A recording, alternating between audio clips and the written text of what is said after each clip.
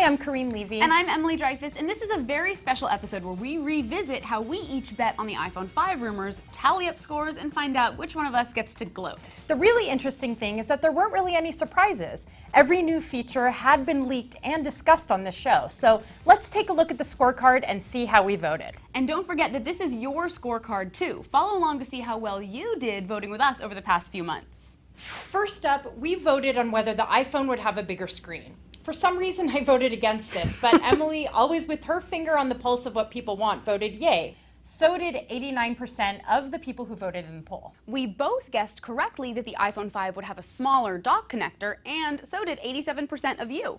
You're missing something very important. Okay, fine. You actually won the internet that day because you guessed correctly that the adapter would cost $30, which was exactly what the price ended up being.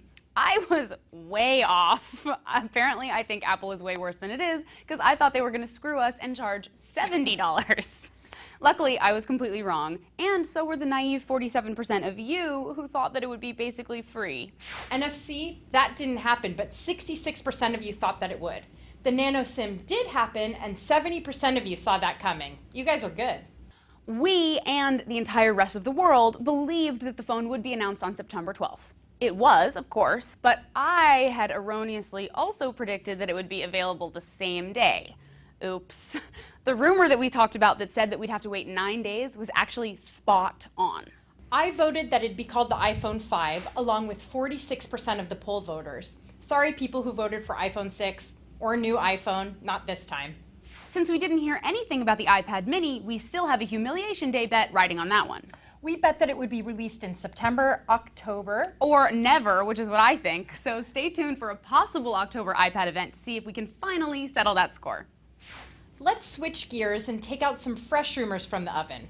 According to the Wall Street Journal, Apple is in talks with record companies to license music for a custom music service that would create virtual music stations based on a song or artist of choice. So, basically a Pandora rival. And Android users would be cut off from the service. Zing. Apple bought music streaming service Lala.com for a whopping $80 million in 2009. So maybe this is Apple finally putting that service to use? The crazy part, or maybe not so crazy part, is that following the news of Apple's alleged Pandora competitor, Pandora stock shares took a nosedive, a 17% drop. So, what do you think? I think lay off my favorite service on earth, Apple. I may be getting an iPhone 5 eventually if you'll ever ship it to me, but I love Pandora. Just because I don't want you messing with it, I'm gonna say that Apple won't do this to me personally, please. I think this will happen. Pandora is the one company that Apple hasn't yet tried to murder. Wah, wah. For our next rumor, the internet was abuzz this week with news that Samsung might be ready to announce the Galaxy S4 at Mobile World Congress in February, and that the phone would be released a month later. The Korea Times learned this information from an anonymous Samsung official. Seems fishy, right? Totally fishy. Also, drink to that anonymous source. Blammo. Then other unnamed officials jumped into the mix, saying that the new device would be 5 inches, it would support LTE, it would have a quad-core chip, and obviously a high-def display. I think it would be awesome, but I also think that this is a pipe dream, mostly because Samsung went on the record of note, Twitter, to say that the rumor simply isn't true. Agreed. Of course, they are going to update the Samsung Galaxy S3 eventually. I just don't think they're going to do it so soon. They don't need to. Samsung is projecting 30 million sales of the phone by the end of the year, which means it's no slouch. What do you guys think? Don't forget to vote while we go talk to the people of San Francisco. Is there anything that Samsung could do to get you to ditch your iPhone and go to this? If it has NFC, I'm willing to investigate. I really like the setup that they have for this. I like the weight of it. It's a lot lighter and thinner, and I'm kind of envious of the screen size.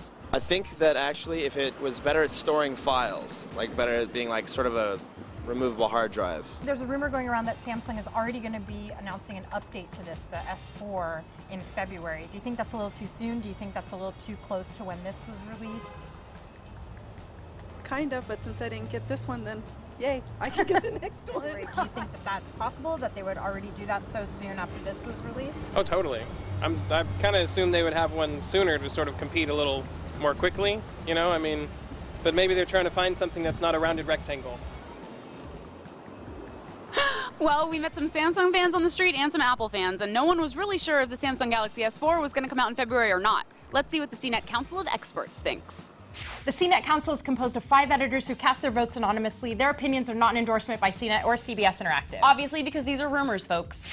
And the CNET Council's verdict is no. 3 out of 5 of our editors don't believe that the phone is going to be announced in February at Mobile World Congress. One editor mentioned that announcing the phone later in the spring is what's expected from Samsung. And if they didn't do that, then it'd be kind of weird. That's our show, everyone. Share your rumors with us at rumorhasit@cnet.com or call us at 1-800-750-CNET. And don't forget to tweet us. Tune in next week for more tech rumors, and thanks to this week's sponsor, eBay, where you might even be able to pick up an iPhone 5 after Friday for $2,000. From someone who waited in line all night so that you don't have to.